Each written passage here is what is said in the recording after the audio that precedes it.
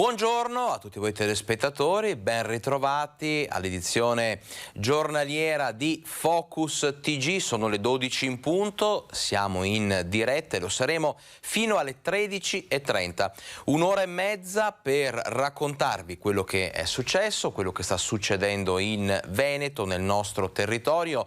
Tante notizie di cronaca, abbiamo l'attualità, come sempre poi i nostri approfondimenti sul mondo della sanità, sulla cultura, sul turismo, i nostri reportage, insomma anche per oggi un'ora e 30 di contenuti importanti da condividere insieme a voi, però come d'abitudine apriamo il nostro Focus TG con la cronaca, un'ampia pagina di cronaca che non può non tornare sui fatti di ieri, i fatti del maltempo, è il cosiddetto day after, il giorno dopo, il giorno dedicato alla conta dei danni, a cercare di capire come si può correre ai ripari per un'ondata di maltempo tanto improvvisa quanto violenta, e ve lo abbiamo raccontato proprio ieri in diretta, in collegamento dalle zone più colpite, dal Trevigiano fino all'Alto Vicentino, tutta l'area della Pedemontana con il Bassanese anche duramente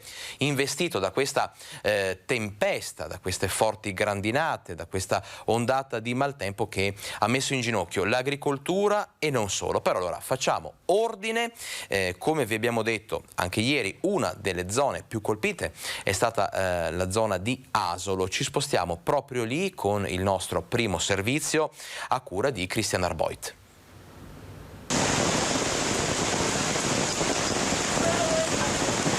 A colpo d'occhio una nevicata fuori stagione e invece è stata una grandinata da record, con circa 30 centimetri di chicchi di grandine a terra. Per asportarli sono serviti i badili.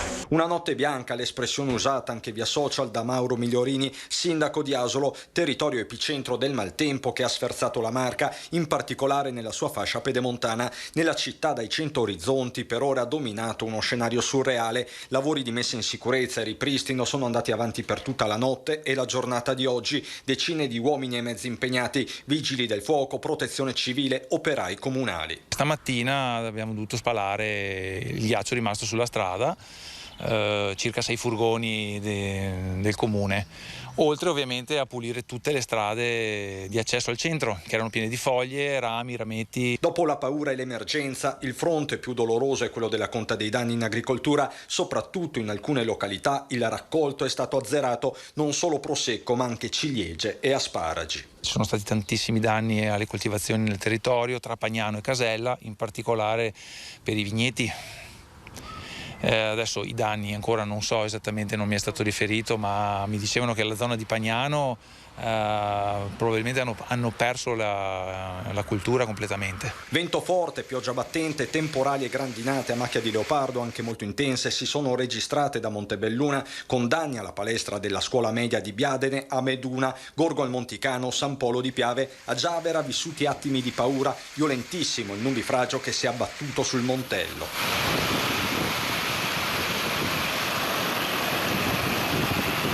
Spresiano è la località forse con più danni a strutture, scoperchiato il tetto della piscina Lovadina, numerosi gli alberi abbattuti, tante in tutta la Marca le auto ammaccate. La conta dei danni è in corso per l'attivazione dello stato di crisi e tutte le procedure risarcitorie collegate. Quantificarli ora è la priorità.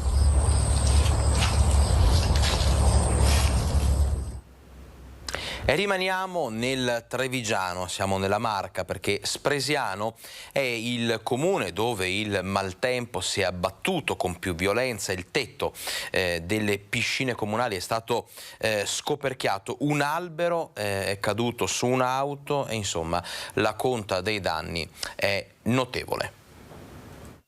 Se si può trovare qualcosa di positivo in questa occasione è il fatto che il tutto sia venuto di notte e quindi non abbiamo avuto per ora almeno danni alle persone. Downburst, il fenomeno meteorologico che si è abbattuto sul comune di Spresiano nella notte. Lingue di vento con raffiche fortissime si sono infilate sui tetti di diversi capannoni, scoperchiandone una parte. Alle piscine Le Bandie della frazione Lovadina il danno più impressionante. La copertura è stata in parte sradicata, alcuni pezzi sono stati scaraventati a terra. Impianto pronto per l'apertura, già duramente provato da 2 anni di Covid, piegato dal peso di costi esorbitanti di gestione, ora il maltempo ha fatto il resto. Dopo questi 2 anni che abbiamo attraversato un periodo veramente disastroso, questo ancora qualche giorno di chiusura per noi è molto significativo. Con le squadre di protezione civile e i tecnici comunali al lavoro fino al mattino, il vice sindaco Roberto Fava. L'obiettivo fin da subito è stato quello di liberare i tombini dal fogliame e le strade dai rami caduti, oltre che drenare l'acqua che ha allagato il sottopasso. C'erano alberi ovunque sostanzialmente, le strade quelle maggiormente colpite erano un tappeto di fogliame e di erba, e in pochissimo tempo si sono intasati ovviamente fossi, strade sono allagate, avevamo un sottopasso della ferrovia anch'esso allagato e le squadre della protezione civile si sono subito costituite e io sono rimasto fuori tutta la notte con loro. Un albero ha schiacciato un'automobile, un altro è caduto davanti alla scuola media, uno vicino all'oratorio. Davanti alla palestra della scuola il vento ha abbattuto anche un lampione. Danni anche in comune, dove la scossalina che drena l'acqua piovana è stata sradicata. È mancata la corrente in via 24 maggio a Visnadello, oltre che un laboratorio di maglieria, che è un laboratorio importante, c'era un'abitazione con una signora che aveva l'ossigeno e una macchina attaccata alla corrente per l'ossigeno. Eravamo pronti a intervenire con un gruppo di continuità perché ovviamente la signora non poteva stare e attendere. Per fortuna alle 10 è ritornata la corrente. Colpite duramente anche le colture a Spresiano, le immagini arrivano dall'azienda agricola Schievene. Oggi anche qui è stato il giorno della conta dei danni. Il comune in queste ore sta predisponendo tutta la documentazione per fare domanda di stato di calamità. E adesso dalla Marca ci spostiamo lungo la Pedemontana, siamo nell'area bassanese, anche qui immagini davvero scioccanti sotto certi punti di vista. La furia della natura si è abbattuta e anche qui ha messo in ginocchio l'agricoltura del posto.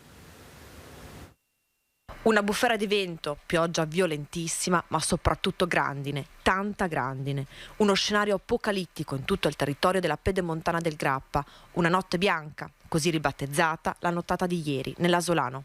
Ieri sera una chiamata a mezzanotte. Sì, sono stato contattato dal comando provinciale dei Vigili del Fuoco.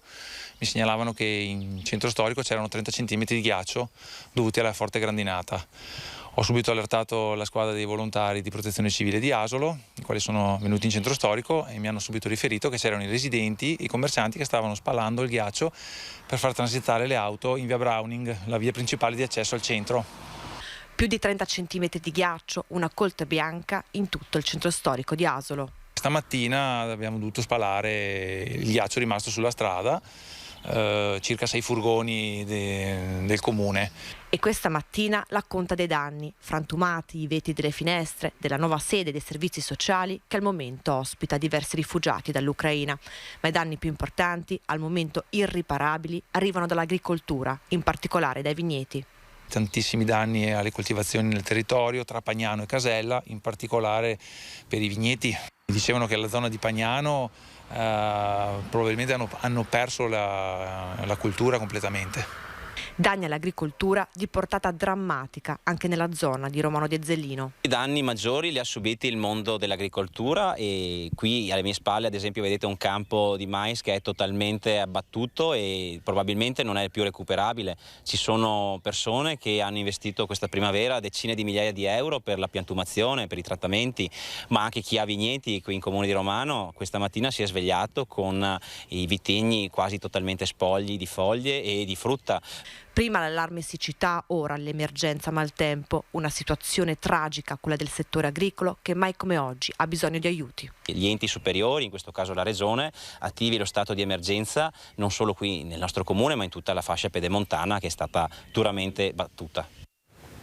E continueremo a fare la conta dei danni, a mostrarvi quanto la cicatrice che ha lasciato questa ondata di maltempo sul territorio, per l'agricoltura del territorio, sia profonda. Dicevo, continueremo a parlare di questo fra poco. Dopo la pubblicità vi annuncio anche un collegamento in diretta, perché oggi è anche il giorno della 18ª tappa del Giro d'Italia, che insomma, da Borgo Valsugana a Treviso. Noi proprio da Treviso ci collegheremo per raccontarvi tutte le emozioni della corsa rosa più famosa, insomma, d'Italia.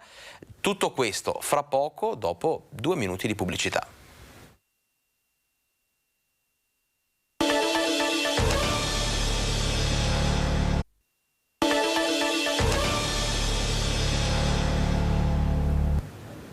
Ben ritrovati a Focus TG, siamo in diretta per ripercorrere insieme tutto quello che è accaduto nella notte e nella giornata di ieri, legato chiaramente al maltempo che si è scatenato in Veneto, si è abbattuto su alcune zone duramente colpite. Noi, come avete visto, perché siete sempre più numerosi a seguire l'informazione di Rete Veneta di Focus TG, ieri vi abbiamo raccontato in diretta proprio sui posti, sulle zone più colpite, cosa era successo e cosa stava accadendo con tutta diciamo, la macchina dei soccorsi che ha risposto in maniera presente e puntuale come sempre. Adesso, prima della pubblicità, abbiamo introdotto il tema dei danni legati proprio al mondo agricolo, alle coltivazioni, alle colture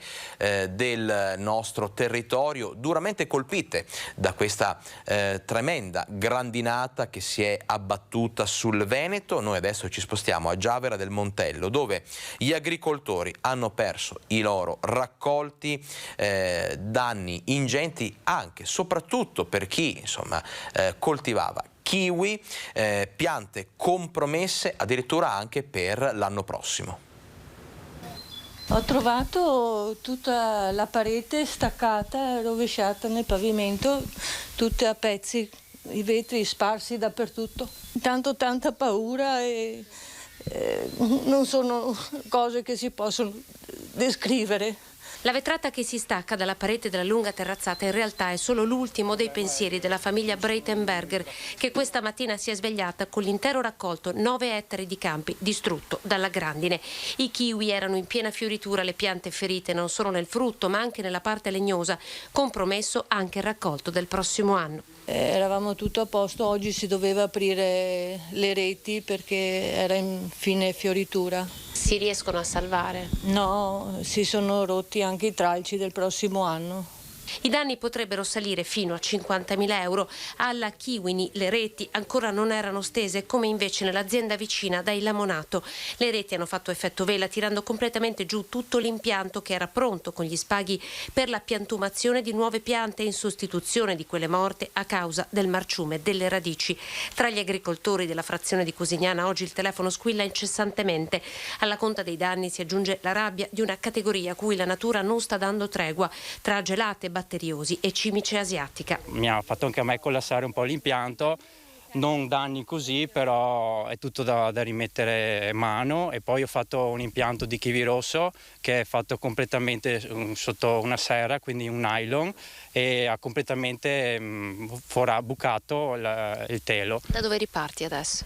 Adesso la prima cosa che faremo è chiedere lo stato di calamità. Immagini che nemmeno i più anziani, padri di famiglia che hanno fondato queste aziende ora in mano ai figli 50 anni fa ricordano.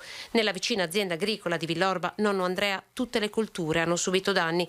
A Maser, patria della ciliegia, la storica sagra è stata annullata con un avviso diramato oggi. I danni alla raccolta e agli impianti ammontano quasi al 100%, distruggendo un intero anno di lavoro. Non abbiamo più prodotto da esporre e da vendere, ha detto il presidente della Proloco. L'evento è annullato.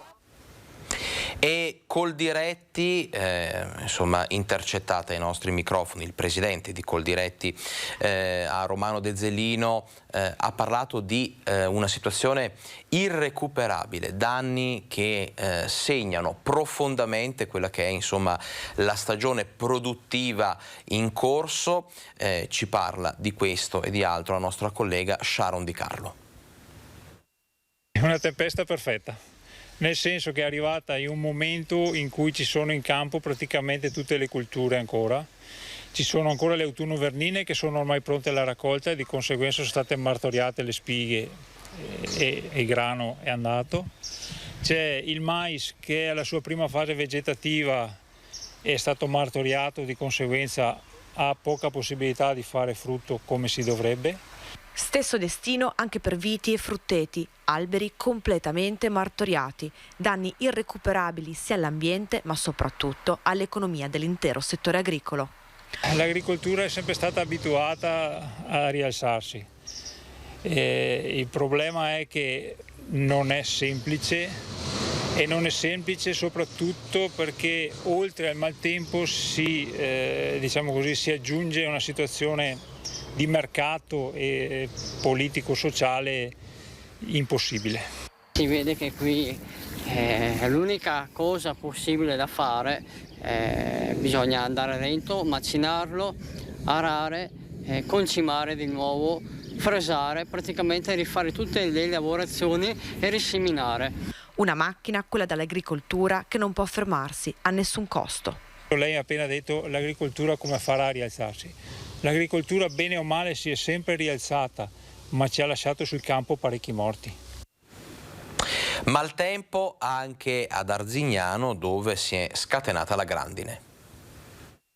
Inferno di ghiaccio, Arzignano resta intrappolata in una morsa gelida. Dopo il temporale le strade sono lastricate di grandine che si compatta e si trasforma in una lastra di ghiaccio. In particolare in via Cardina la situazione appare molto complicata sin dai primi istanti. In via Cardina si è verificato, come si può vedere anche dalle foto, una situazione molto anomalia dove la grossa quantità di grandine si è addensata creando dei blocchi di ghiaccio che di fatto hanno ostruito anche i tombini e i pozzetti. Tombini bloccati, non possono assorbire l'acqua. Arzignano rivive gli spettri del 29 agosto del 2020, ma quella fu una bufera con vento lineare violento, capace di scoperchiare le case, di far volare come proiettili le tegole dei tetti, sradicando alberi e mettendo in ginocchio l'intera città. Questa volta per fortuna è diverso, il maltempo fustiga ancora l'Ovest vicentino, ma ad Arzignano nella tarda serata di ieri è la grandine a creare i problemi. In via Main danni sui contatori elettrici, in piazza Beltrame i vigili del fuoco intervengono su una grondaia pericolante, una tubatura si rompe in via Rossini, si accumula acqua in via Puglie nel quartiere San Bortolo. La situazione segnalata dai cittadini era relativa a San Bortolo, dove in realtà la questione è un po' particolare perché tra pochissimi giorni siamo in attesa della messa in funzione della nuovissima vasca anti-allagamento, una vasca di laminazione di circa 1500 metri cubi che entrerà in funzione, ci assicurano, entro massimo 10 giorni. Quindi in quel caso avremo modo di verificare se poi i lavori e gli investimenti fatti daranno, speriamo, dei risultati concreti. E sono state decine le chiamate ai vigili del fuoco nel Vicentino per segnalare appunto problemi, disagi e emergenze a causa chiaramente del maltempo, del violento temporale, grandine, pioggia e vento fortissimi che hanno spazzato via il tetto di una palazzina a Montecchio Maggiore. Mezz'ora d'inferno tra grandine e pioggia che si sono abbattuti in tutto l'Ovest vicentino ieri in tarda serata. Il forte vento ha scoperchiato il tetto di una palazzina ad Alte Ceccato, danneggiando comignoli e antenne, tanta la paura per i residenti. Verso le 11 così è arrivato un fortissimo vento, ho sentito un botto, ho aperto la tapparella e ho visto che c'era tutta la guaina giù fino al mio terrazzo quasi. Siamo andati su dalla signora all'ultimo piano e là aveva acqua dappertutto che entrava, perché Logicamente la parte che è andata via di Guaina, anche le tavelle si sono alzate e lì era a cielo aperto. Sono state fatte uscire tutte e 5 le famiglie per consentire le operazioni di messa in sicurezza del tetto, che è stato coperto con del nylon. Adesso abbiamo 5 famiglie che sono sfollate praticamente, e di queste 5, 3 rientreranno già stasera, però 2 famiglie invece sono costrette a rimanere fuori fin tanto che non viene ripristinato un minimo di sicurezza per quanto riguarda il tetto. Diciamo ci sono 2 anziani ultra ottantenni e un'altra famiglia a cui ha provveduto il comune. Sì, infatti lì c'è una famiglia di ultra ottantenni che sono andati a vivere per il momento dal figlio, e invece la famiglia delle 3 persone stiamo provvedendo noi come comune a mettere a disposizione un appartamento di emergenza. Adesso il sindaco mi ha detto che provano a vedere se trovano qualche casa provvisoria per noi e mi farà sapere. Tra quanto potranno tornare le 2 famiglie che al momento sono fuori? Beh, allora noi pensiamo che nell'arco di 15 giorni possa essere messa in sicurezza tutta la parte del tetto del condominio, quindi in 15 giorni dovrebbero rientrare. Ma la notte di passione per i vigili, che hanno ricevuto decine di chiamate, è continuata con diversi interventi nel comune di Montecchio, tra i più colpiti dal fortunale. Nelle scuole, per la caduta di rami, alla Jean Piaget un gelso si è schiantato al suolo, alla San Francesco un ramo si è abbattuto in strada, in via Cimarosa un automobilista è rimasto bloccato con l'auto nel sottopasso allagato da 1 metro d'acqua. Mezz'ora di paura, ma fortunatamente non ci sono stati danni alle persone. Restiamo nell'Ovest vicentino e vediamo i danni del maltempo tra Altavilla e Schio, anche qui duramente colpita l'agricoltura. Bomba d'acqua che si è abbattuta anche su Altavilla Vicentina, in cui la quantità di pioggia grandi caduta in poco tempo ha ostruito le caditoie e allagato il sottopasso di via Tabernule. Noi abbiamo avuto una bella grandinata e una bomba d'acqua, non è durata tantissimo, però ha causato dei danni.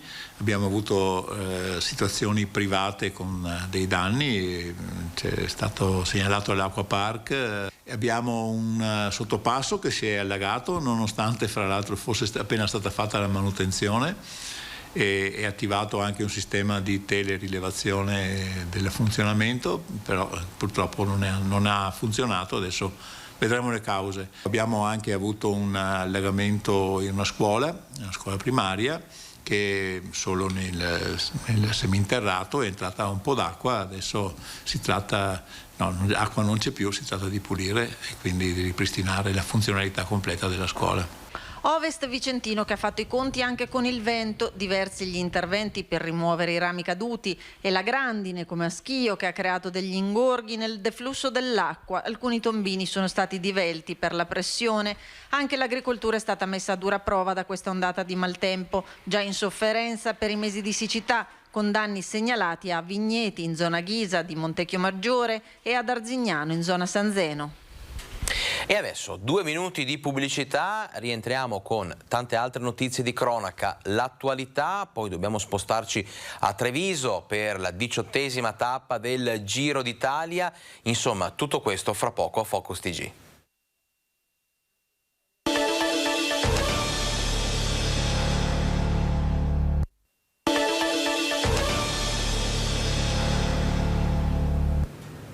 Ben ritrovati a Focus TG, ci spostiamo subito a Treviso perché, come vi avevo promesso, abbiamo un collegamento in diretta, quindi appassionati di sport e di ciclismo, mi raccomando, prestate attenzione perché ci colleghiamo con Christian Arboit, con il nostro collega Christian Arboit da Treviso, una Treviso completamente rosa per la 18ª tappa del Giro d'Italia. Christian, buongiorno, a te la linea.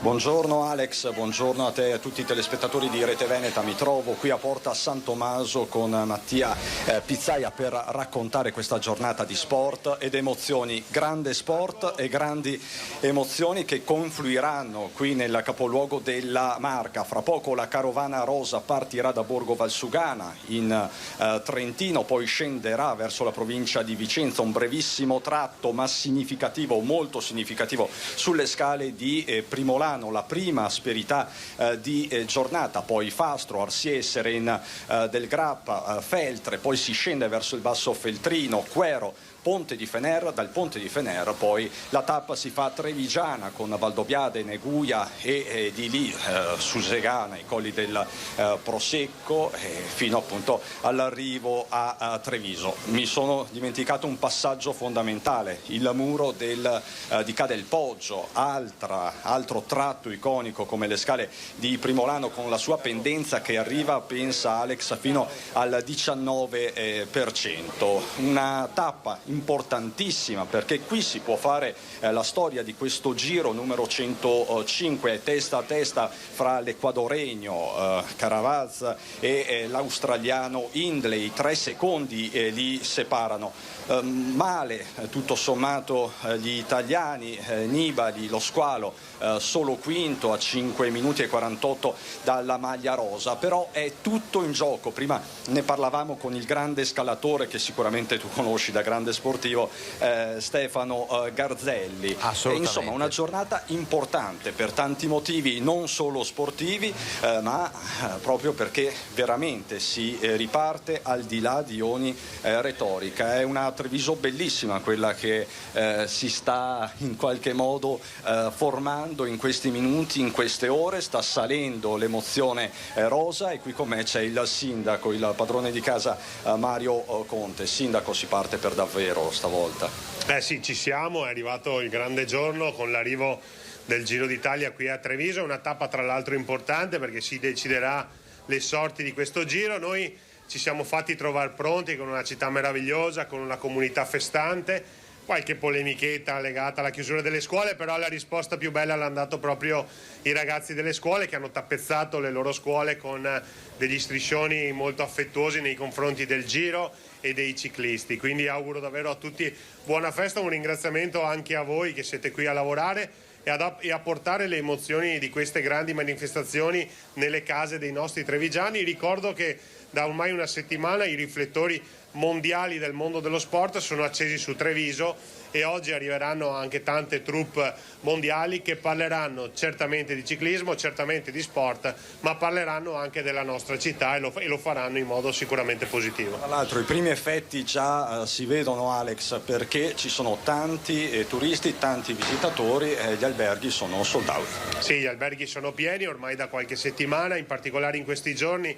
Tra coloro che lavorano a seguito del Giro e tanti turisti che sono venuti in città e appassionati di ciclismo, ristoranti, alberghi e bar sono tutti pieni. Ovviamente una manifestazione come questa qualche disagio se lo porta con sé, soprattutto da un punto di vista della viabilità. Mi scuso con quei cittadini che purtroppo hanno dovuto sopportare un po' questi disagi, però i benefici sono davvero molto elevati e invito tutti a godersi questa giornata di festa. L'arrivo previsto qui appunto in via Nino Bixio è verso le 17:15 più o meno, sindaco. Sì, correranno forte, è una tappa molto veloce, quindi dalle 4:30 in poi diciamo che li aspettiamo. Sarà tra l'altro un mini circuito di 12 km proprio qui in città, quindi il passaggio sarà doppio qui sul PUT, in Viale Vittorio Veneto, in Viale della Repubblica e nelle altre vie che caratterizzano il percorso qui nel nostro comune, quindi possiamo davvero goderceli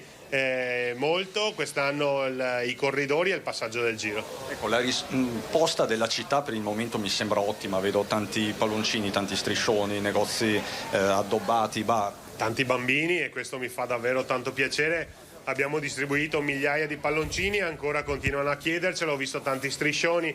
Ringrazio tutte le attività commerciali che hanno allestito le loro vetrine per dare il benvenuto al Giro, ai ciclisti e agli appassionati di turismo, quindi una città straordinaria che si dimostra tale in questa occasione. Sport ma anche cultura, tra l'altro questi sono i giorni, va ricordato Alex, della grande mostra sul Canova al Bailo. Pian pianino si stanno ricomponendo tutti i tasselli per far ripartire davvero la città da tutti i punti di vista. Sì, la grande mostra di Antonio Canova al Bailo, ma oggi abbiamo inaugurato anche la mostra sul ciclismo al Museo di Santa Margherita.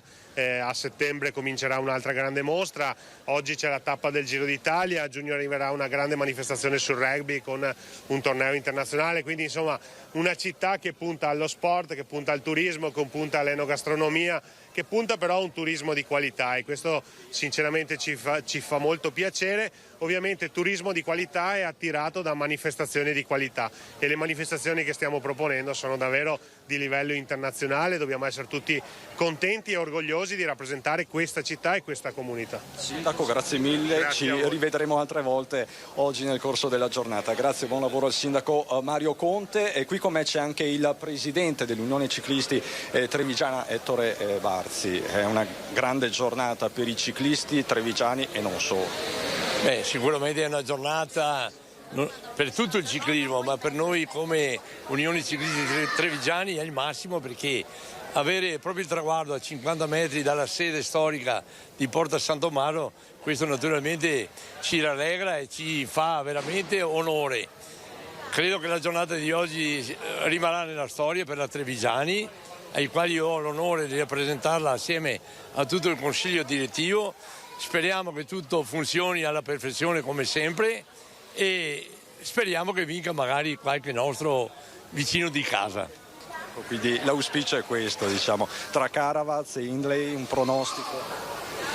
È un po' difficile, a noi come trevigiani ci piacerebbe vedere, siccome che Almeida, che lì è stato un corridore nostro, e l'orgoglio sarebbe di vedere Almeida che vincesse il Giro, però insomma qualsiasi che ha la sua capacità, speriamo che vinca il migliore come sempre, insomma. Grazie Presidente, grazie davvero, la lascio a questa giornata di emozioni. Poi veniamo anche a vedere la mostra, ve la racconteremo in caso questa sera, Alex. Ecco, ti mostro un po' il clima che si sta respirando qui in via Nino Bixio. Ringrazio come sempre Mattia Pizzaia. Ecco, come vedi la carovana rosa, tu la conosci molto bene, fatta di gadget, fatta di palloncini, fatta di sponsor, tanti sponsor, palchi, non palchi, musica e quant'altro. Quindi si parte fra poco da Borgo Valsugana, lo ripeto perché è importante il tragitto, si passa sulle scale di Primolano, per intenderci tra Primolano, comune di Valbrenta, e comune di Arsiè, quindi siamo a cavallo tra le province di Vicenza e Belluno, 30 km circa in provincia di Belluno, per poi arrivare a Treviso. Provincia di Belluno che, va detto, sarà protagonista assoluta sabato per il tapone dolomitico alle 12:15, partenza in Piazza dei Martiri a Belluno, e poi si va verso il Passo Fedaia, si va sulla Marmolada, un dislivello pazzesco, l'ultima tappa per veri scalatori, per veri ciclisti. In mezzo c'è anche il Passo Pordoi, la famosissima, iconica cima Coppi. Insomma, sarà un weekend di grandi emozioni. Domani c'è la tappa friulana, va ricordata anche questa, tra Marano, Lagunare e Castelmonte, con un'incursione in territorio sloveno, e poi domenica il gran finale come sempre a Verona. Quindi un Giro d'Italia che parla sempre più veneto. Questa quindi la situazione a Treviso, e io con Mattia Pizzaia, caro Alex, ti restituisco la linea. Io ti ringraziamo Cristian Arboit e i suoi ospiti, ci ha fatto respirare le emozioni del Giro d'Italia. Un Giro d'Italia, questa è l'ultima occasione insomma per i velocisti rimasti in corsa, 156 km, ricordiamolo, questa tappa, con il circuito finale, appunto con l'arrivo a Treviso. Ha fatto bene anche il nostro Cristian Arboit a ricordare la mostra del Canova al Bailo, che sta avendo un successo incredibile. Ne parleremo più avanti nel corso del nostro Focus TG. Adesso però continuiamo con la cronaca e rimaniamo proprio a Treviso, perché ieri si sono vissuti momenti di paura per un incendio in una palazzina del centro.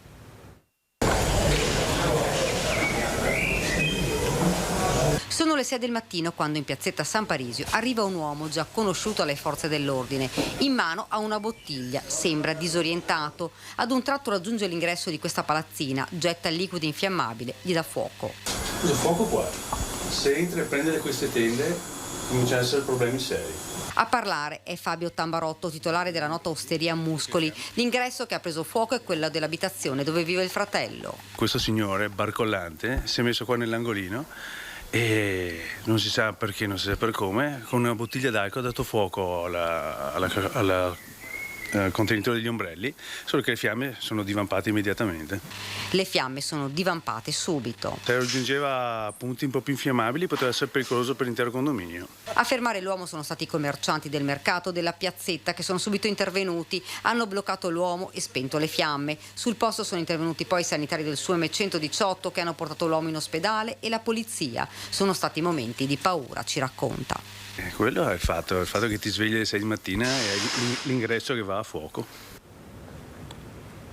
Finanzieri della tenenza di Thiene impegnati in un'operazione che gli ha permesso di individuare 6 lavoratori in nero nei locali pubblici dell'Alto Vicentino.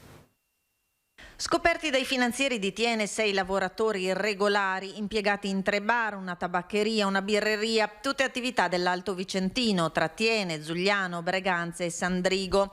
In 3 di questi locali è stata accertata la presenza di personale irregolare in misura superiore al 10% di quello presente sul posto ed è stata proposta e ottenuta da parte dell'Ispettorato Territoriale del Lavoro di Vicenza la sospensione dell'attività.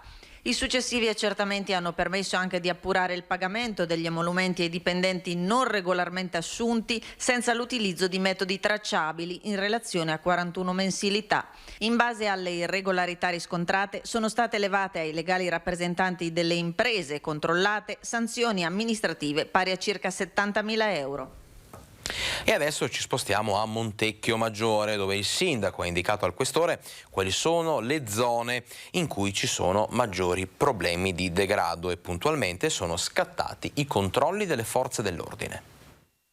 Montecchio Maggiore, il sindaco segnala problemi di sicurezza e di ordine pubblico. Il questore risponde organizzando un blitz nelle zone a più alta tensione sociale. 30 uomini e donne della Polizia di Stato, dei Carabinieri, delle Fiamme Gialle con un'unità cinofila e della Polizia Locale entrano in azione contro lo spaccio di droga e la microcriminalità. In particolare i controlli si concentrano vicino alla stazione degli autobus utilizzata dagli studenti e poi in centro storico e nei parchi pubblici. 4 i posti di controllo effettuati lungo le arterie che conducono al centro abitato. Vengono identificate 49 persone, di cui 18 straniere e 11 con precedenti penali o di polizia.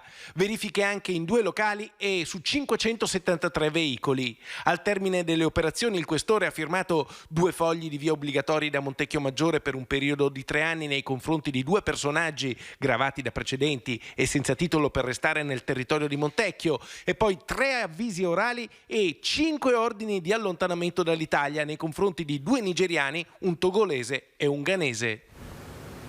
E allora noi adesso ci prendiamo 2 minuti di pubblicità, torneremo fra poco con tanta cronaca, altri collegamenti in diretta, abbiamo l'attualità, restate con noi a Focus TG.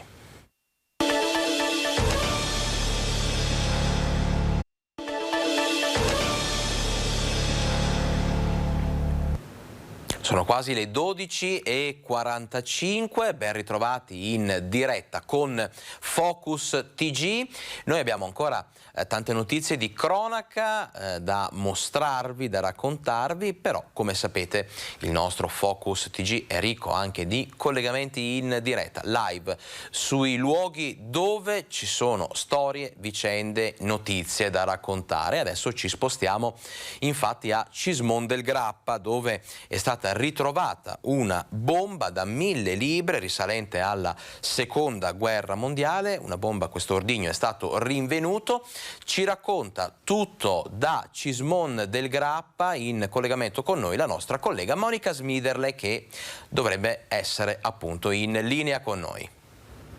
Buongiorno a te Alex, buongiorno a tutti i nostri telespettatori. In questo momento ci troviamo a Cismon del Grappa, precisamente in via Porteghetti. Con me c'è il sindaco del comune di Valbrenta, Luca Ferrazzoli. Alle mie spalle, lo vedete, la strada è chiusa perché è stato rinvenuto un ordigno bellico inesploso da 1000 libbre durante dei lavori di scavo per un cantiere di Etra. Il rinvenimento è di ieri sera. Insomma, sindaco, che cosa è successo? Intanto buongiorno. Sì, è successo quello che lei ha anticipato. Nell'esecuzione dei lavori per l'acquedotto è stata rinvenuta questa bomba e sin da subito insomma si è capito che era un ordigno di determinate dimensioni. In una prima battuta si pensava di 500 libbre, ma poi insomma dagli eventi è emerso e dalle analisi successive è emerso che si tratta di una bomba di 1000 libre. Quindi questo comporta delle conseguenze nella gestione della faccenda, della cosa, perché in base alla potenza della bomba ovviamente tutta la fase di piano di bonifica e poi di evacuazione ha delle regole diverse. Quindi adesso c'è questa prima fase in cui gli artificieri stanno isolando l'ordigno, lo stanno pulendo, lo stanno mettendo in sicurezza e poi bisogna attivare con la prefettura tutta la fase successiva, quella di bonifica appunto e di possibile sgombero delle persone nel momento in cui questa verrà attuata. Lei già ieri sera, sindaco, ha emesso un'ordinanza, che cosa prevede? Beh, l'ordinanza è stata data, diciamo, nell'immediatezza del fatto per consentire appunto agli artificieri di procedere in sicurezza e quindi affinché le persone non si avvicinassero all'area.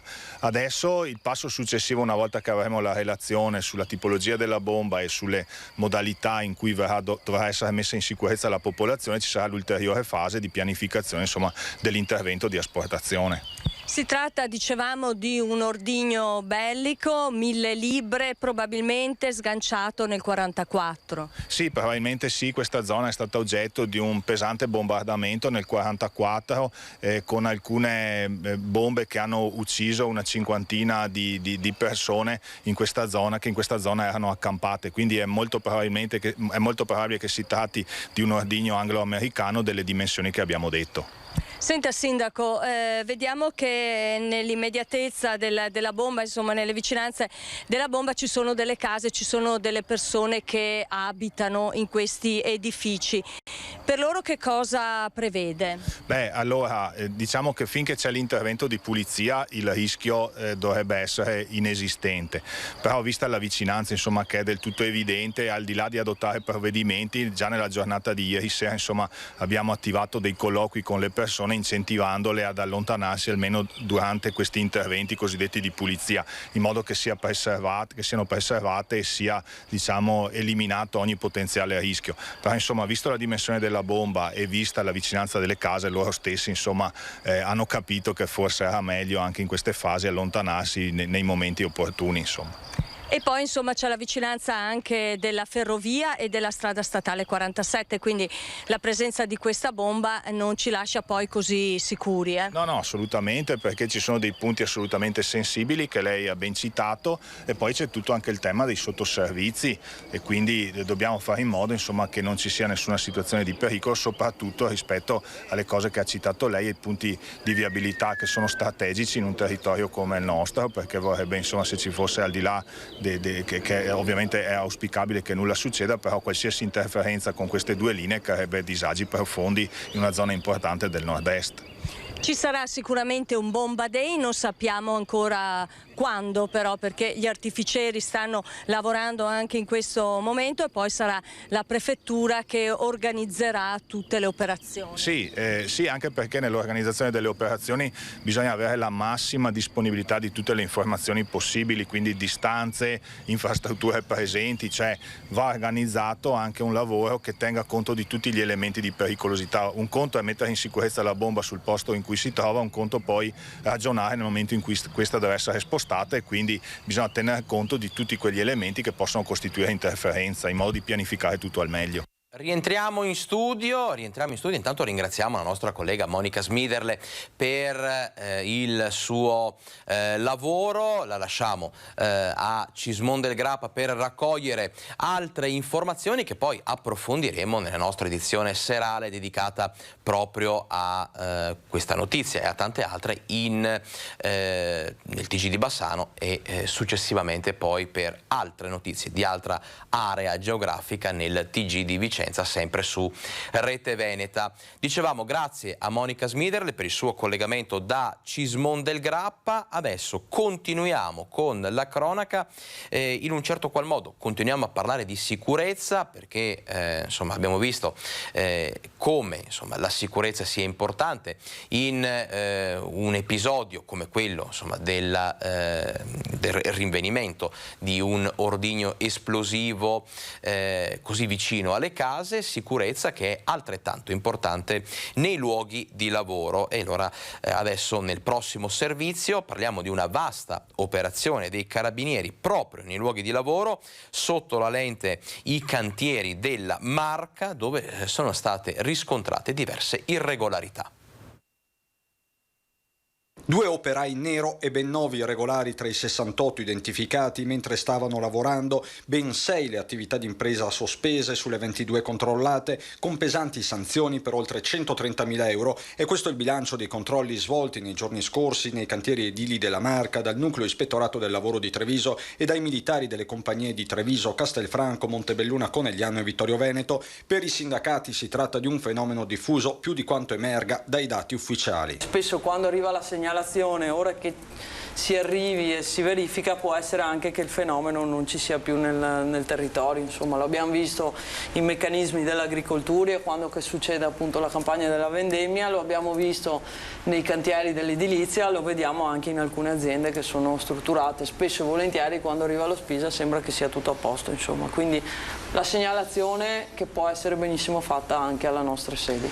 In particolare un'azienda nell'area castellana è stata sospesa per aver utilizzato 2 lavoratori senza alcuna copertura assicurativa e previdenziale, alcun corso sulla sicurezza e nessuna visita medica preventiva. 5 altre ditte sono state sospese ad Altivole, Pederobba, Loria, Valdobbiadene e Oderzo, mancando nei ponteggi allestiti quasi completamente o in diversi punti le protezioni contro le cadute verso il vuoto. Le sospensioni disposte rimarranno in atto fino al ripristino delle regolari condizioni di sicurezza dei cantieri. Le sanzioni hanno riguardato anche quei lavoratori che a vario titolo stavano operando senza i dispositivi di protezione come caschi e imbragature. Per la CGIL occorre segnalare tutte le anomalie. Ecco, oggi le denunce devono essere fatte in primis appunto alla struttura dello Spisal, che sono gli ispettori che poi vanno a controllare e che poi di conseguenza intervengono in quelle situazioni che non sono corrette.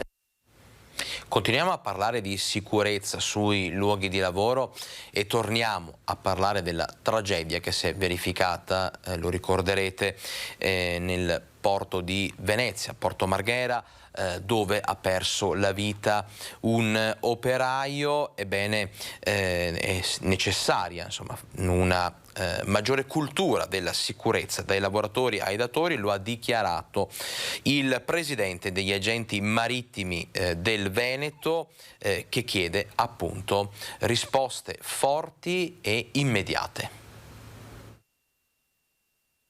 La morte del 34enne Alessandro Zabeo, precipitato da 3 metri d'altezza al terminal Vecon di Porto Marghera, sta portando sindacati e istituzioni a una seria riflessione sul tema della sicurezza, ma soprattutto a mettere in campo linee d'azione più incisive.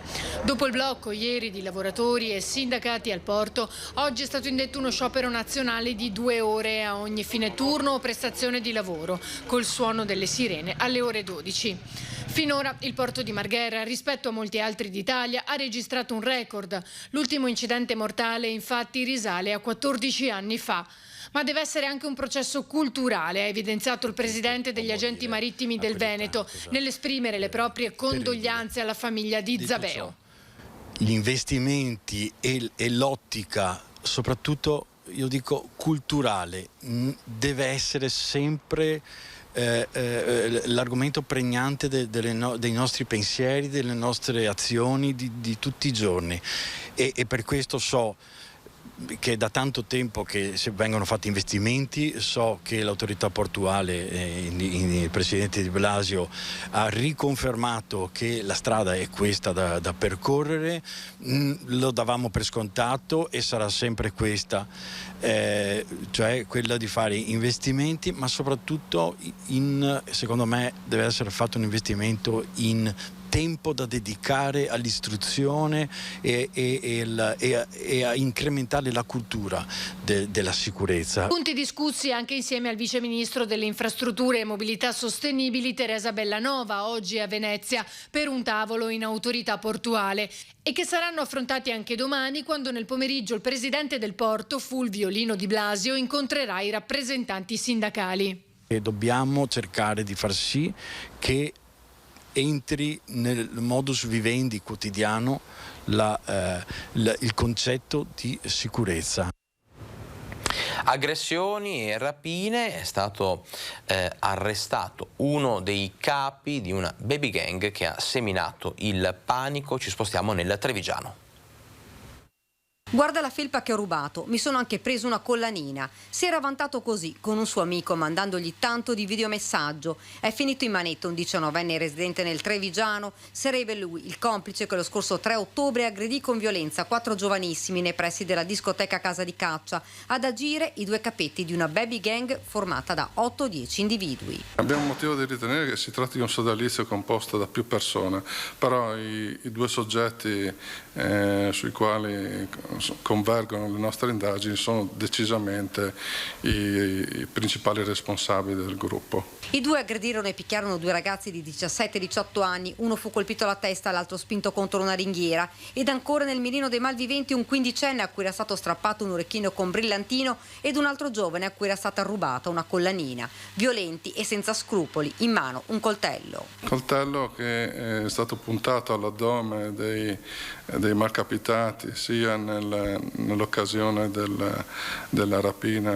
rapine consumate la notte del 3 ottobre che in altre occasioni. Coltello che è stato rinvenuto a seguito della perquisizione a casa del 19enne. Il giorno dell'aggressione fu arrestato per primo un 20enne che tentò di nascondersi sotto un cespuglio, ma fu riconosciuto dalle stesse sue vittime all'arrivo dei carabinieri sul posto. Il 19enne invece riuscì a fuggire fino a ieri, quando davanti a lui si sono presentati i carabinieri coordinati dalla Procura della Repubblica. Il giovane è stato arrestato a Brescia, dove era andato forse per allontanarsi da Treviso. Il 19enne, fra l'altro, durante questi mesi si è reso protagonista di altri fatti criminosi. A suo carico figurano diverse denunce per atti particolarmente violenti consumati in provincia e anche fuori provincia, aggressioni, risse, rapine, un soggetto che muove spesso le mani.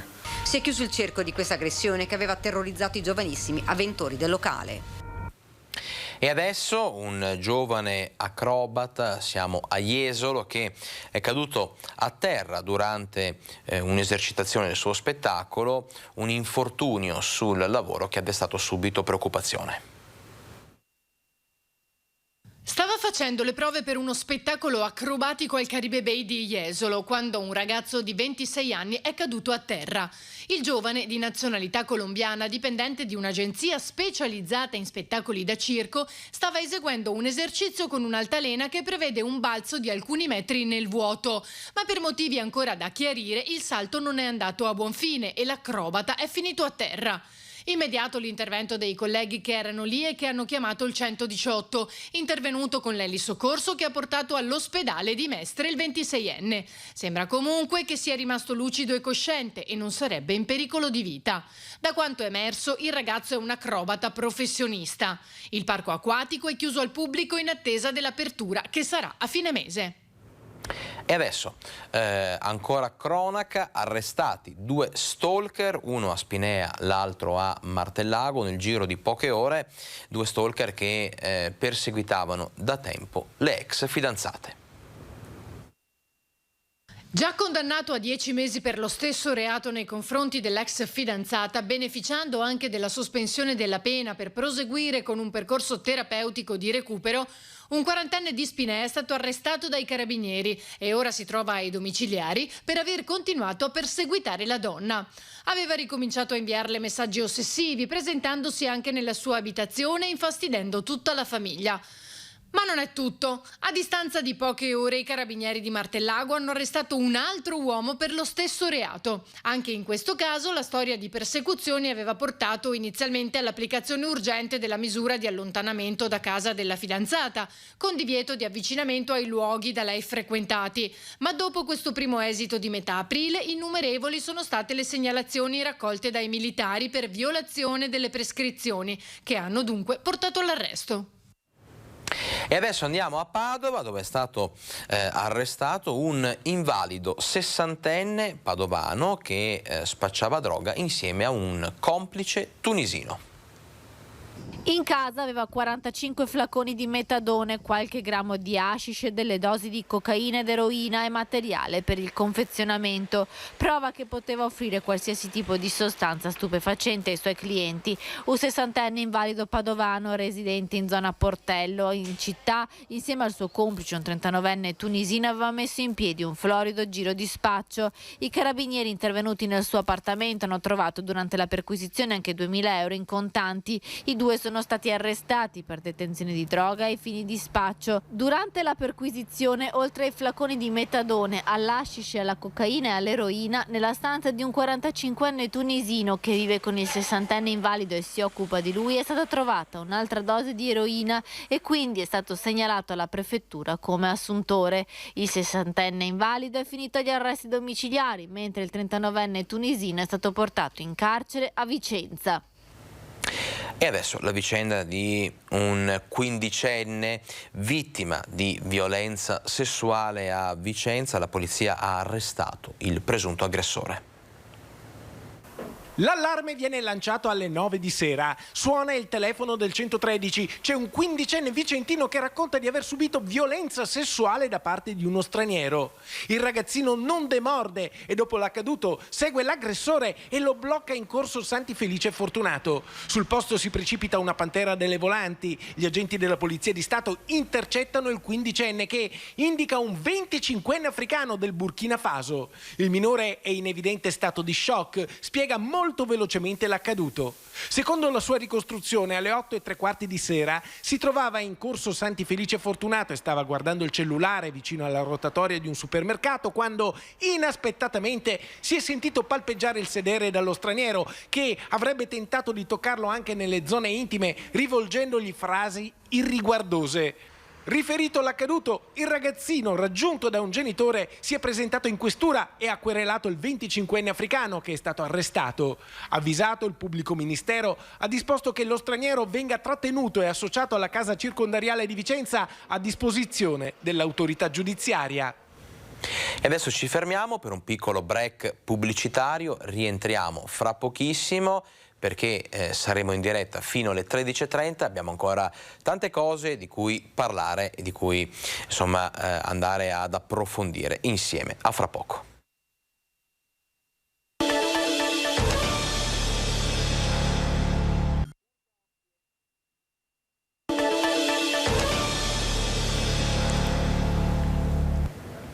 Sono le 13:05, ben ritrovati a Focus TG. Questo significa che abbiamo poco meno di mezz'ora per andare a vedere insieme, approfondire insieme tante altre notizie di cronaca e di attualità. Pagina di cronaca estremamente ampia e ricca quest'oggi perché continuiamo ancora con notizie dal territorio. Ci spostiamo a Valdobbiadene dove si è verificato un inquietante furto in chiesa. Sparite le ostie consacrate, il parroco parla apertamente di rischio messe nere. Non il solito furto di offerte, come spesso accade nelle chiese, ma la sottrazione di ostie consacrate che fa ipotizzare al parroco un uso inquietante, addirittura a scopi esoterici. È un furto sacrilego, quello avvenuto sabato pomeriggio nella chiesa della frazione di Guia, a Valdobbiadene, da dove sono sparite le ostie consacrate che erano chiuse all'interno del tabernacolo. Per Don Romeo Penon, che regge la parrocchia di San Giacomo Apostolo, i malintenzionati che se ne sono appropriati potrebbero usare le particole per le messe nere. Del fatto il sacerdote ha subito informato il vescovo. La parrocchia ricade sotto la diocesi di Padova e Monsignor Claudio Cipolla ha concordato nell'avvisare immediatamente del furto i carabinieri. Resta il dubbio sull'utilizzo di quelle ostie consacrate, un episodio che preoccupa l'intera comunità, dal sindaco Luciano Fregonese ai cittadini, che sospettano che gli autori del furto possano essere venuti da fuori comune agendo indisturbati, visto che la chiesa non è dotata di telecamere di videosorveglianza. Ore a Musile di Piave la Guardia di Finanza sta indagando su un'aggressione avvenuta durante una festa di ragazzi. Sono arrivati una prima volta in 4 con spranghe di ferro, poi sono tornati più numerosi, qualcuno riferisce una quindicina, chi incappucciato, chi col volto coperto per non farsi riconoscere. È successo durante una festa tra ragazzi in una casa di campagna tra Musile e la frazione di Croce. Un'azione punitiva che sarebbe nata dopo la telefonata di una ragazza al fidanzato. Sulla vicenda sta indagando la Guardia di Finanza di San Donà di Piave, intervenuta sul posto e che sta mantenendo il più stretto riservo, vista la delicatezza della vicenda dai contorni inquietanti. Il fattore scatenante sarebbe stato proprio la telefonata della ragazza, di cui ancora non si conosce il motivo. Quando sono entrati i primi 4, dopo l'1 di notte, hanno spaccato alcuni oggetti della casa e provocato qualche contusione con le spranghe. Poi sono tornati più numerosi e le conseguenze sono state ben peggiori. Un ragazzo ha rimediato un trauma cranico e alcuni punti di sutura alla testa, un altro il setto nasale rotto, un altro un occhio pesto. Alcuni genitori si sarebbero anche già rivolti a dei legali con l'intenzione di sporgere una denuncia querela. Atti vandalici a Cartura, dove insomma la comunità si chiede intanto il motivo di questo vandalismo commesso, incuriosisce anche il metodo usato. Barattoli di salsa di pomodoro e di fagioli scagliati contro il municipio nella notte tra sabato e domenica scorsi a Cartura. Dopo l'intervento dei carabinieri della caserma di Conselve e l'avvio delle indagini per individuare i responsabili del gesto, è stato identificato l'autore, un 51enne del paese che è stato denunciato in stato di libertà all'autorità giudiziaria. Ancora ignoti i motivi del gesto contro il municipio.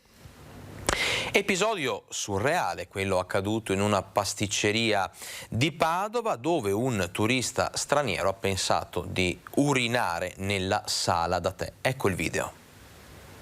L'urgenza non giustifica certo la maleducazione e la mancanza di rispetto. Le immagini che state vedendo sono state riprese dalle telecamere interne della pasticceria Graziati in Piazza della Frutta a Padova. Si vede un uomo entrare nella sala da tè riservata ai banchetti e quindi al momento vuota e urinare sul pavimento. Il bagno si trova proprio accanto alla saletta e quindi non si capisce come mai l'anziano immortalato dalla telecamera abbia scelto di compiere un gesto così maleducato. Il titolare della pasticceria è ancora sbalordito. In tanti anni che sono qua, che sono quasi 40 personalmente, c'erano 4 turisti stranieri di lingua tedesca, ben vestiti, tranquilli, sui 65 anni, 2 maschi e 2 femmine, uno dei 2 maschi era anche in sedia a rotelle, l'altro maschio a un certo punto si è alzato, è andato giù in bagno e anziché andare in bagno, anziché prendere la porta del bagno, ha preso la porta a fianco in una delle nostre sale da tè. I miei camerieri hanno trovato una pozza per terra, mi ha detto per piacere voglio vedere sulle telecamere cosa è successo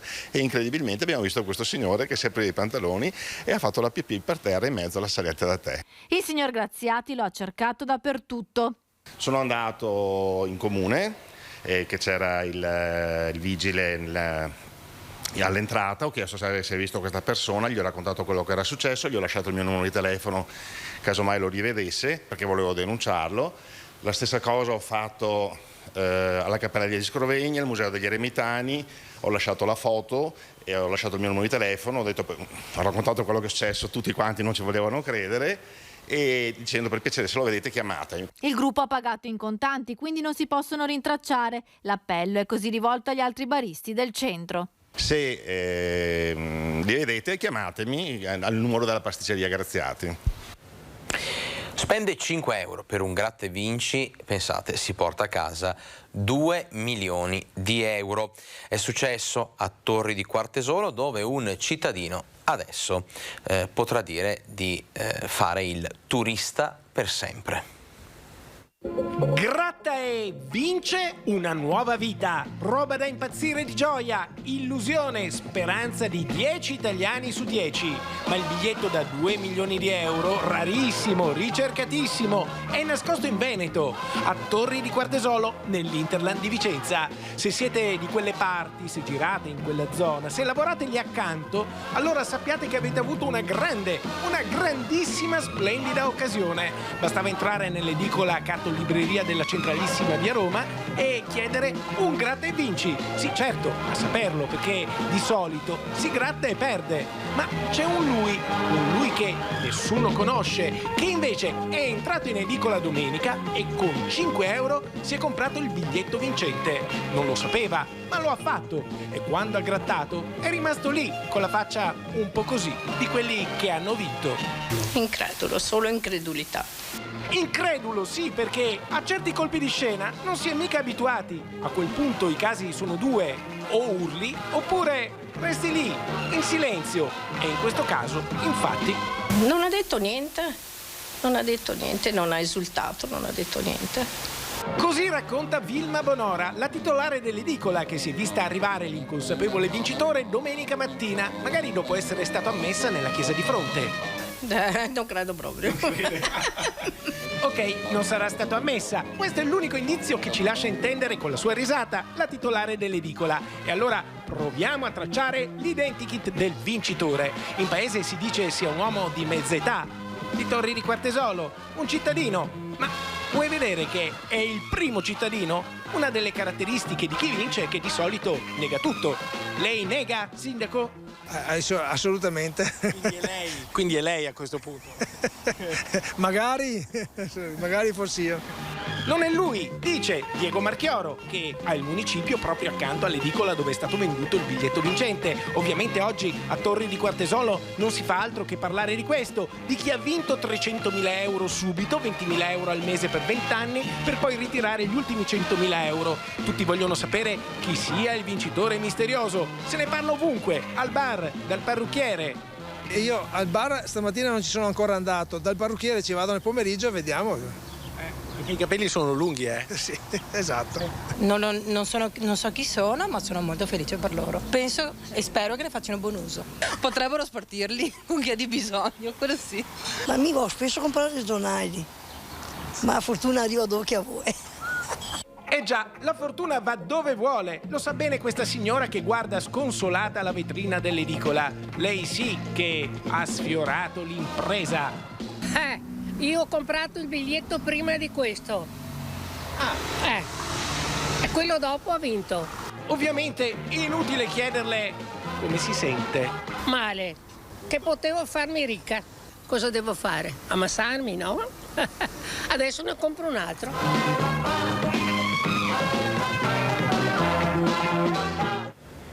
E adesso cambiamo decisamente argomento. Ci spostiamo ad Asiago che è pronta ad accogliere migliaia di alpini in occasione dell'ormai prossimo raduno Triveneto.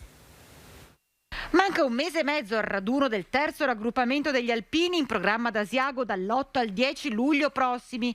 Attese migliaia di penne nere e simpatizzanti in una città pronta più che mai ad accogliere l'evento. L'altopiano è in festa, accogliamo con grande piacere la prossima adunata, stiamo affrontando anche in maniera molto seria tutti i preparativi e incontri col prefetto per garantire massima sicurezza sia in ambito Covid e ovviamente anche la sicurezza generale della viabilità. Con l'associazione degli alpini appunto gli incontri sono frequenti, sono quasi settimanali e sicuramente sarà una edizione che riporterà tanta gioia e tanta felicità con gli alpini ad Asiago e nell'altopiano. Ricordando che Asiago ha già ospitato un altro grande evento, ovvero la Dunata Nazionale. La Dunata Nazionale ha lasciato nel cuore nel 2006 questa fortissima emozione a tutta la città e siamo pronti per rivivere assieme quelle forti emozioni. Quanta gente vi aspettate? Considerando che si svolgerà in luglio e saranno già presenti nel territorio molte persone, molti turisti, molti ospiti, si pensa i numeri si aggirano intorno ai 30-35 mila persone, quindi numeri importanti che ci metterà alla prova, ma siamo pronti. Appuntamento questo da segnare in calendario anche il 28 maggio, il giorno del 28 maggio, pellegrinaggio alla Madonna del Covolo con fedeli in partenza da tutta la Pedemontana del Grappa.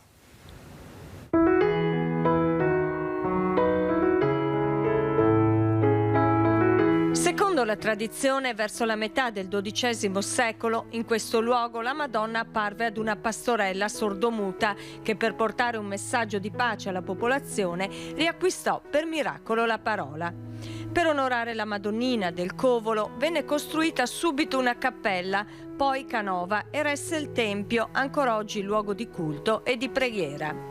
Il sabato prossimo, 28 maggio, le genti del Pedemonte saranno in pellegrinaggio verso il santuario, fulcro della devozione mariana del territorio. Nella storia ci sono già stati questi episodi, ad esempio le parrocchie del Pedemonte hanno realizzato la Via Crucis che porta su al santuario, i comuni del Pedemonte hanno realizzato la strada che porta al santuario, tutti assieme. Ecco, quindi perché no? È un ritorno storico, no, che vorremmo creare. Diversi percorsi che porteranno alla Madonna. Ci saranno pellegrini, partenza da Crespano alle 9, da Sant'Eulalia e Borso intorno alle 8, da Valle Santa Felicita già alle 6:30. Ci saranno anche dei minibus a Crespano per chi ha difficoltà a camminare. Avranno anche un omaggio particolare, una medaglia che abbiamo fatto coniare appositamente per questa circostanza, per questa occasione.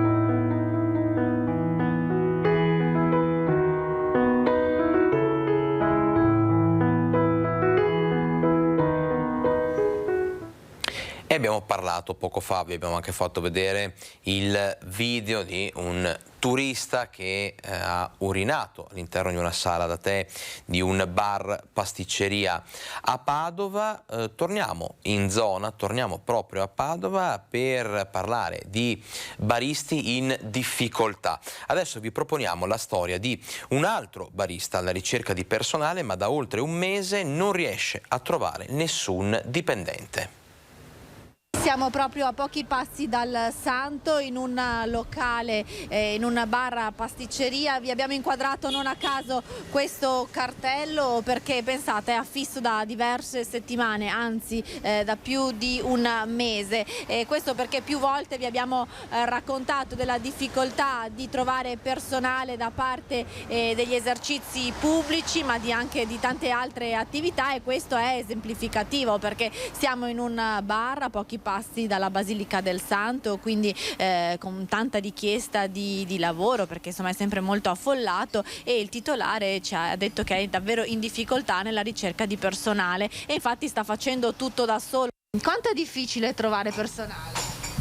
È un po' difficile, per dire la verità. Anche ieri aspettavo una persona per un colloquio, ma non è venuta. Cioè, prima si prestano, faccio vedere.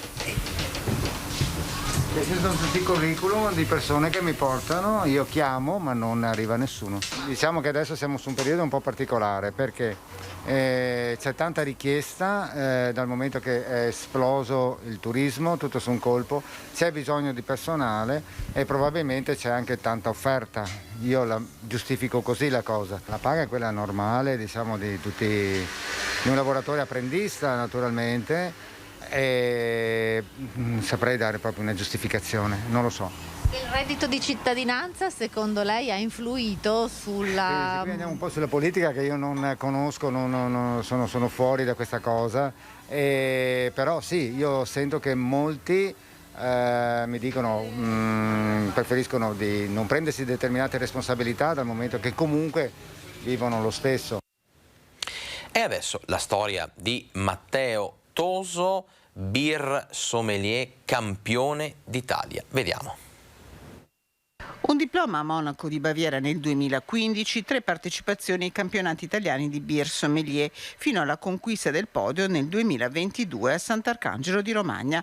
È il bassanese Matteo Toso il migliore degustatore di birra d'Italia. È una qualifica che in realtà in Italia esiste da poco più di 10 anni, è nata, manco a dirlo, in Germania e in Austria circa nel 2005-2006.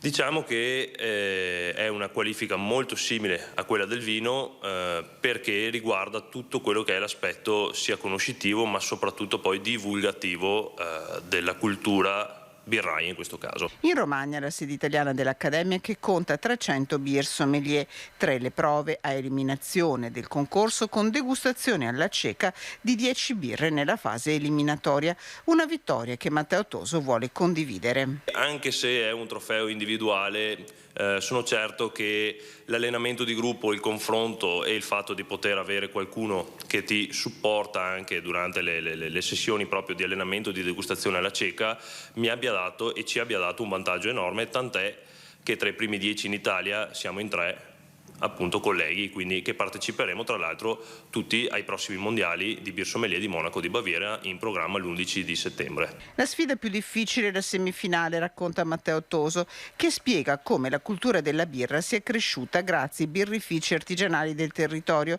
e per l'estate consiglia una birra di produzione recente. Consiglio a tutti sicuramente una birra dal tasso alcolico leggero, ovviamente tra i 4 e i 5 gradi, e con un finale lievemente amaro, perché il finale amaro comunque stimola innanzitutto l'appetito, le papille gustative, ma poi ci disseta e ci dà una sensazione di freschezza.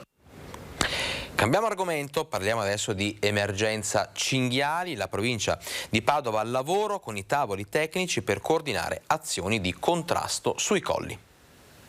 Continuano gli abbattimenti nell'area dei Colli Euganei, ma il problema dei cinghiali diventa sempre più un'emergenza. Gli agricoltori dell'area chiedono da anni interventi strutturali alla luce dello spostamento degli ungulati che stanno invadendo zone come le vallette di Ospedaletto Euganeo alla ricerca d'acqua in periodo di siccità. La provincia di Padova ha la settimana scorsa incaricato un tecnico balistico per calcolare in maniera particolare alle vallette in zona Ospedaletto il numero di altane che si possono installare per sparare ai cinghiali. Contemporaneamente si sta valutando l'inserimento di una recinzione o con rete fissa o con fettuccia elettrica per contenere all'interno dell'area delle vallette i cinghiali che ormai stanno uscendo e stanno anche invadendo i territori limitrofi. 700 i cinghiali abbattuti da inizio anno nell'area protetta dei Colli, secondo i dati diffusi da Riccardo Masin, presidente dell'ente parco e sindaco di Galzignano, che commenta: le attività di controllo vengono monitorate dal Parco Colli, diventato una sorta di laboratorio per questo problema. Per raggiungere l'obiettivo, però, le azioni devono essere continue e capillari. In tutta la prima parte del nostro Focus TG abbiamo parlato dell'agricoltura in difficoltà a causa dei danni del maltempo, ma c'è un'area a nord di Bassano che è stata in grosse difficoltà per oltre un mese nel quale il canale di Cabardizza, un canale che riforniva d'acqua appunto tutte le coltivazioni e i campi, gli orti della zona, è rimasto in secca. Ebbene, dopo tante sollecitazioni, dopo che famiglie, agricoltori, scuole del territorio si sono rivolte a noi di Rete Veneta, l'acqua è tornata e adesso si cerca di salvare il salvabile. Vediamo. Un sospiro di sollievo, una boccata d'ossigeno per gli agricoltori e i coltivatori della zona. Come vedete alle mie spalle, il canale di Cabardizza torna a riempirsi d'acqua, un canale che, lo ricordiamo, per circa un mese ha lasciato in secca un'intera area a nord di Bassano, mettendo in grande difficoltà non solo gli agricoltori, ma anche le famiglie del posto. Agricoltori, famiglie, scuole che si sono rivolte a noi di Rete Veneta per una vera e propria lotta contro il tempo, perché ogni giorno in più di secca, ogni giorno in più di ritardo nei lavori significava un giorno in più di sofferenza per un comparto, quello agricolo, fondamentale per l'economia del bassanese. Adesso che è tornata l'acqua, adesso che è stato portato a casa questo risultato, è tempo di correre ai ripari per salvare il salvabile, per aiutare l'agricoltura e le coltivazioni della zona. Poi arriverà il momento per fare definitiva chiarezza sulle responsabilità e sull'accaduto. Ci spostiamo adesso in provincia di Venezia per parlare di un festival di archeologia imitativa. Sabato prossimo sarà una bella occasione per avvicinarsi al mondo dell'archeologia in modo diverso dal solito, riuscendo a capire come gli antichi realizzavano i loro manufatti. Tutto questo potrà accadere al Museo Nazionale di Altino, che ospita Altnofest, il primo festival dell'archeologia imitativa dei Veneti antichi, con dimostrazioni e laboratori didattici legati alle tecnologie e alle attività dell'epoca per capire in prima persona l'artigianato degli antichi abitanti di Altino. Altino. L'iniziativa è sostenuta dal Fondo Sociale Europeo e dalla Regione del Veneto. Si produrranno insieme oggetti di ceramica, di ambra, di osso, ma anche si vedrà come si fonde il bronzo e il vetro. Abbiamo pensato di far fare ai visitatori ciò che i nostri avi facevano con i loro mezzi. Il Festival di Archeologia Imitativa si inserisce in un progetto più complesso che sta portando nuova linfa al museo e all'area archeologica. In futuro si prevede la nascita di una nuova area, un parco archeologico. Finanziato dal Ministero della Cultura con 1.700.000 euro, il progetto del parco archeologico può contare su 1.200.000 euro per i lavori veri e propri, a partire dal rifacimento dei percorsi, degli impianti, dei magazzini e degli allestimenti. E adesso andiamo a Montebelluna, dove è partito il cantiere per il nuovo polo scolastico.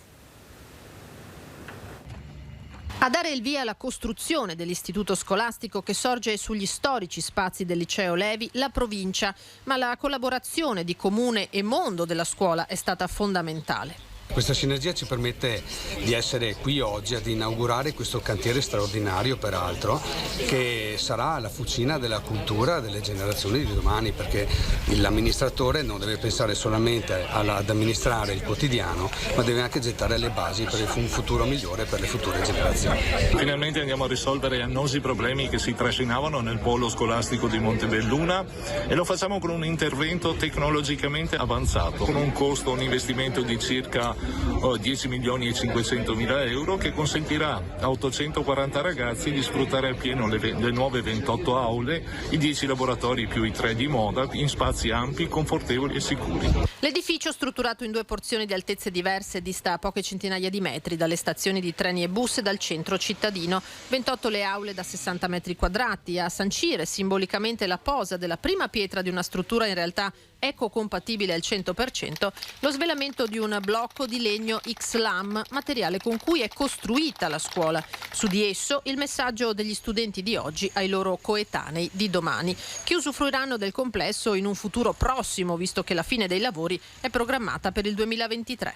È un'emozione importante perché è una cosa tanto attesa, soprattutto per i nostri ragazzi, che finalmente l'anno venturo potranno avere una sede scolastica degna di questo nome dopo tanto attendere. Anche grazie a quest'opera monumentale potremo trasformare le più belle parole in una realtà, dare valore a quell'opera d'arte che, come citavo poc'anzi, è la vita dei nostri ragazzi, dei nostri cittadini, dimostrare che la magia esiste nella misura in cui i ragazzi possono realizzare i loro sogni, trasformando le conoscenze in reali competenze da spendere nella quotidianità. E questo era il nostro ultimo servizio per questa edizione di Focus TG. Prima di salutarci, una rapida occhiata al report di Azienda Zero che riguarda l'andamento dei contagi in Veneto, contagi che si confermano in calo, in flessione. Come potete vedere, nelle ultime 24 ore 1743 nuovi positivi intercettati che fanno salire il numero dei casi attualmente positivi in Veneto a poco più di 32.000. È davvero tutto, non mi resta che augurarvi buona giornata, buon pranzo per chi si è appena seduto a tavola e mi raccomando gli appuntamenti di questa sera con informazioni di Rete Veneta con TG Bassano e TG Vicenza. Grazie e buona giornata.